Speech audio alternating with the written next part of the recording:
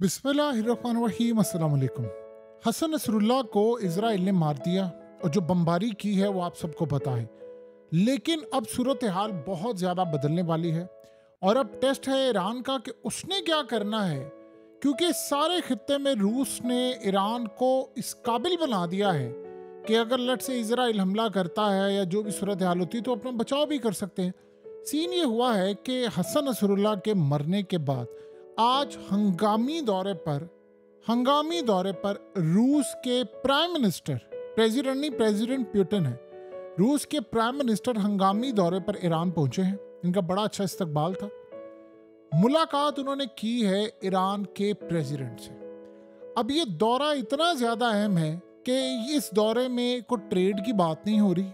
चाहे आपको press release में 1000 दफे कहा जाए ट्रेड, एनर्जी, फलाना फलाना, ये दौरा इसलिए हो रहा है कि रूस अब ये जानना चाह रहा है कि ईरान कहां पर खड़ा है। क्योंकि आज जो सूरत हाल हुई है, अमेरिका ने इन्फॉर्म किया है कि इजराइल ने हमें बता दिया है कि उसकी फौजें लिबनान में आज दाखिल होने वाली हैं और जैसे लिबनान में ऑपरेशन स्टार्ट होगा उसी वक्त ये अब शाम के बॉर्डर के ऊपर भी अपनी फौजें लेकर पहुंच गए हैं। तो इन्होंने फैसला किया है कि हमने लिबनान में भी दाखिल होना है, हमने शाम में भी दाखिल होना है और शाम में भी ये सारा काम होना है। अब असल में इस सारी सूरत हाल में रूस ने अपने सबसे अहम तरीन पुतिन के बाद जो बंदा है, प्राइम मिनिस्टर को भेजा है कि इस सारी सूरत हाल में ईरान कहां पर खड़ा, वो अपनी पोजीशन जरा क्लियर कर दे। क्योंकि आप ये देखें कि अब सबसे बड़ी बात यह है कि जिस तरह इजराइल ने हसन नसरुल्लाह को मारा और फ्रांस के मीडिया और इजराइल में खबर ब्रेक हुई कि ईरान के अंदर से मदद की गई थी, उनकी लोकेशन बताई गई थी। अब जाहिर सी बात है रूस को बेवकूफ़ तो है नहीं। अब ये दुनिया में सबको पता है कि या तो हिजबुल्लाह के अंदर 2-3 लोगों को पता था या ईरान में 2-3 लोगों को पता था हसन नसरुल्लाह की लोकेशन, उसके अलावा किसी को नहीं पता थी। और फ्रांस के मीडिया ने बड़ा क्लियरली कहा है कि अंदर से मदद के बगैर काम नहीं हो सकता, ये सबको पता। अब रूस को ये बात पता है कि शाम में जब इजराइल की फौजें दाखिल होंगी तो जाहिर सी बात है लड़ाई होगी रूस की फौजों के साथ, क्योंकि शाम का सारा जो ठेका लिया हुआ है वो जाहिर सी बात है रूस ने लिया हुआ है। रूस ने वहां पर हिफाजत की है, ईरान के साथ उसका कोऑर्डिनेट है। लेकिन इस हमले के बाद जो चीजें बदल गई हैं उस पर उंगलियां बहुत ज्यादा उठ रही हैं कि अब ईरान ने क्या करना है। क्योंकि ईरान ने, देखे आज हुआ ये है कि रूस अपनी पोजीशन भी चाह रहा है, उसने जंग लड़नी है, उसकी फौज वहां पर मौजूद है। ईरान ने अगर इस पूरे खेल में बाहर निकलना है तो बड़ा क्लियरली बताया। क्योंकि आज देखें एक बड़ी अजीब सूरत हाल है कि नेतन्याहू ने जो खिताब किया है, हंगामी खिताब था ये, और ये बड़ा रेयर था, ये कभी देखने को नहीं मिला कि उसे खिताब किया है सीधा। उसने कहा कि मैं बगैर फिल्टर के, बगैर मिडल मैन के डायरेक्ट खिताब कर रहा हूँ ईरानी लोगों से और उनको कह रहा हूँ कि आपकी लीडरशिप को, यानी क्लियरली उसने इंडिकेट कर दिया कि वो मारने के लिए जा रहा है। उसने कहा कि आपको अब छुटकारा मिलने वाला है और आपकी सोच से भी ज्यादा जल्दी आपको छुटकारा मिलने वाला है। इसके बाद आप और हम ईरानी और इजरायली एक दूसरे के साथ अमन के साथ रहेंगे। यानी उसे बड़ा क्लियरली बता दिया कि भाई मैं आपके लीडर को टपकाने के लिए जा रहा हूँ। तो उसके बाद जो नई लीडरशिप है, आपने अपनी इकोनॉमी पर फोकस करना है, टूरिज्म बढ़ाएं, पैसा कमाएं, इंजीनियर्स, डॉक्टर, आप एक मॉडर्न लाइफ गुजारें। ये छोड़े सारे आपने जो नकाब शकाब, ये सारा कुछ, इस सारी चीज़ों से बाहर निकले, उसे बड़ा इंडिकेट किया। अब जाहिर सी बात है ये तकरीर जो है वो रूस में भी देखी गई है, सबको पता है। तो उन्होंने अपने प्राइम मिनिस्टर के थ्रू बड़ा क्लियर पूछा है कि ईरान कहाँ पर खड़ा है, क्या ईरान ने रिटेलिएट करना है इस्माइल हानिया का, क्या हिजबुल्लाह के मामले पर रिटेलिएट करना है, उन्होंने इस जंग को आगे बढ़ाना है या नहीं बढ़ाना। देखिए P-800 मिसाइल, ये याद रहे, वो आयतुल्लाह अली खामनाई के कहने पर रूस ने दिए थे और बहुत सारी चीजें अब नहीं मिल रही हैं। यानी यमन को जो टेक्नोलॉजी मिल रही है, आपको याद है कि पुतिन ने बात कही थी कि मैं हर उस फोर्स को आर्म करूंगा, यानी हथियार दूंगा जो हमारे खिलाफ अगर अमेरिका आता तो अमेरिका में खाली जो फोर्सेस हैं, यानी यमन को, लेबनान को, इराक को, हर जगह से। अब सीन ये है कि इस सारी सूरत हाल में सारे प्रॉक्सीज हैं ईरान की। अब ईरान में आप गौर करें तो लीडरशिप कौन सी मारी गई है, कासिम सुलेमानी।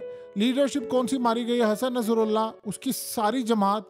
और अब सूरत हाल ये है कि हिजबुल्लाह के जो नए लीडर आ रहे हैं वो हसन नसरुल्लाह के, यानी सोचे कजन हैं और वो कासिम सुलेमानी के समधी भी हैं। और उनका सबसे ज्यादा अगर लिंक किसी के साथ है तो वो आयतुल्लाह अली खामनाई का। जिस तरह नेतन्याहू ने आज इंडिकेट किया, वो तो बता दिया उसने कि भाई आखिरी जो बंदा रह गया है जिसे पूरे का पूरा ईरान का रजीम कंट्रोल किया, वो आयतुल्लाह अली खामनेई है। और वो इंडिकेट उसने अपनी तकरीर में कर दिया है कि भाई मैं तो उसको नहीं छोड़ना, उसको उन्होंने मारना है, क्योंकि यही तो उनको पता था कि मामला क्या। क्योंकि आयतुल्लाह अली खामनेई ही बार बार कह रहे हैं ईरानी गवर्नमेंट को हमें स्ट्राइक करना चाहिए, करना चाहिए। आपको पता है कि आज ईरान के प्रेसिडेंट ने क्या बात की है? उन्होंने बड़ा क्लियरली कह दिया, उसने कहा जी अमेरिका ने हमें धोखा दिया, हमें कहा था उन्होंने, यानी मुझे क्लियरली बतौर प्रेसिडेंट ऑफ ईरान ये कहा था हमें अमेरिका ने कि आपने इस्माइल हानिया का बदला नहीं लेना, बदले में हम ये जंग बंद करवा देंगे। और जाहिर सी बात है बैक एंड पर यह भी मामला था कि आपसे पाबंदियां भी हटा देंगे। तो इस सारी सूरत हाल में वो कहते हैं हमसे हुआ है धोखा। अब धोखा तो हो गया तो मामला तो आगे चले गए, तो अब व्हाट नेक्स्ट, क्या करना है? देखिए जो सूरत हाल नजर आ रही है, ईरान अब वो उस पोजीशन में, यानी ये किसी को भी नहीं पता था, रूस को भी नहीं अंदाजा था कि भाई ये 1-2-4 दिन में सिचुएशन बदल जाएगी। हसन नसरुल्लाह, होना तो ये चाहिए था कि हसन नसरुल्लाह जैसे यानी मर गए तो उसके बाद उनको मार दिया गया तो ईरान रिटेलिएट करता।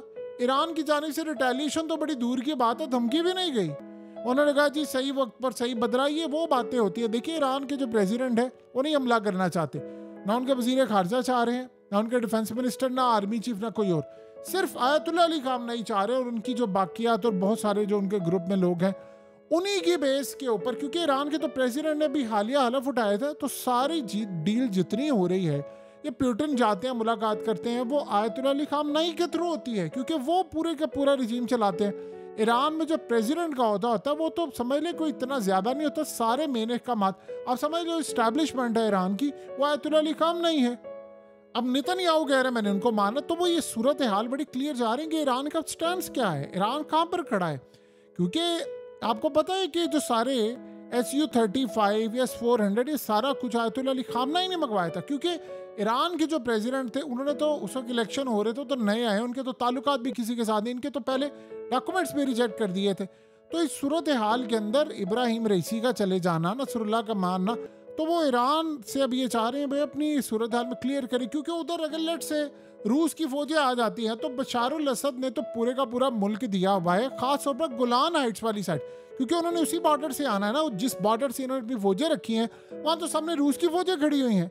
तो रूस ने तो सारा कहा भाई हमने इलाके तुम्हारी हिफाजत करनी है, और रूस की जिम्मेदारी है कि उसने शाम की हिफाजत करनी है। तो वो ईरान से चाह रहे हैं भाई आप कहाँ पर खड़े हैं, ईरान की फौज कहाँ पर खड़ी है, क्या सूरत हाल है, आपने लड़ना है, मामला क्या कर रहे हैं। तो वो इस सारे का सारा मामला जांचने के लिए आ रहे हैं कि उधर वो लिबनान में दाखिल हो रहे हैं।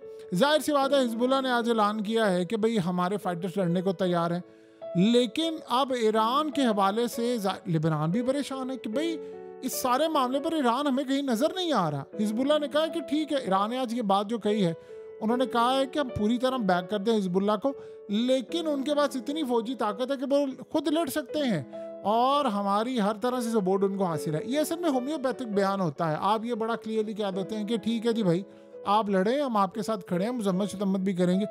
अचानक से इतना बड़ा चेंज आ जाना ये कभी किसी ने सोचा नहीं था। और देखें जब इब्राहिम रईसी इस दुनिया से गए कोई तहकीकात नहीं, सारा मामला ठप। इसके बाद हसन नसरुल्लाह गए, कोई किसी ने पूछा नहीं है कि भाई खबर कहाँ से रिलीज हुई है, कहाँ से उसकी लोकेशन का पता चला है, ठप। अब उस सूरत हाल में जाहिर सी बात है रूस ये देख रहे, क्योंकि रूस की वहां पर भी जंग है, ईरान उनको बुरी तरह असला भी सप्लाई कर रहा है कि फ्यूचर में उनके क्या मामला है। देखिए ईरान के जो प्रेसिडेंट थे, जब इस्माइल हानिया को मारा गया तो ये याद रहे ईरान के प्रेसिडेंट उस दिन हलफ उठा रहे थे, और ईरान के प्रेसिडेंट जो बिलीव करते हैं कि भाई हमें जो जंग है वो अपनी लड़नी है, वो ये बिलीव करते हैं इकोनॉमी। आपको पता है कि इनकी कैबिनेट में जो लोग हैं वो ओपनली बयान दे चुके हैं, और ये भी माजी में इस रिजीम के ऊपर बड़ी तनकीद कर चुके हैं, इसीलिए तो उनके डॉक्यूमेंट्स पहले रिजेक्ट हुए थे। तनकीद वो इसलिए कर चुके हैं माजी के अंदर भी कि हमें हर सूरत अपनी इकोनॉमी रिवाइव करनी, ये बिल्कुल ठीक बात है। लेकिन आप इतनी बड़ी जंग को जाहिर सी बात है पीछे हट नहीं सकते। देखिए ईरान के ऊपर आप याद रखिए उनकी एम्बेसी शाम के ऊपर हमला हुआ था, तो ईरान इब्राहिम रईसी के दोनों ने मिसाइल दे मारे थे, बस ठीक है, क्योंकि वो सारे दोनों एक पेज पर। अब यहाँ बंटवारा हुआ सा लगता है। सो रूस अपोजिशन ये चाह रहा है कि भाई वो वहाँ पर सामने खड़े हैं, हमला करने के लिए आ रहे हैं, हमने लड़ना है, आप कहाँ पर खड़े हैं, आपकी पोजीशन क्या है। तो वो बहुत सारी चीज़ें पिछले 48-72 घंटों में बदल गई हैं। आप एक मिनट के लिए सोचें, अगर इब्राहिम रईसी यहाँ पर होते तो क्या ये पॉसिबल था कि ईरान हमला ना करता?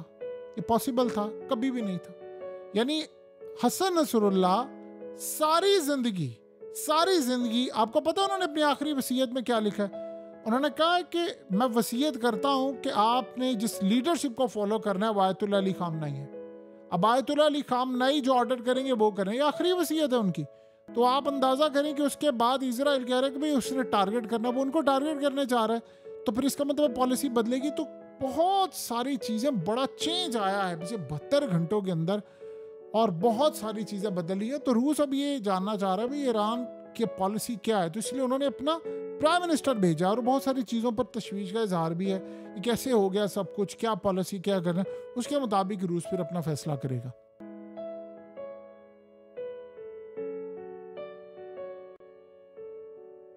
हकीकत टीवी को सब्सक्राइब करना मत भूलें, वीडियो को लाइक करें, शेयर करें और कमेंट सेक्शन में अपनी राय का इजहार ज़रूर करें।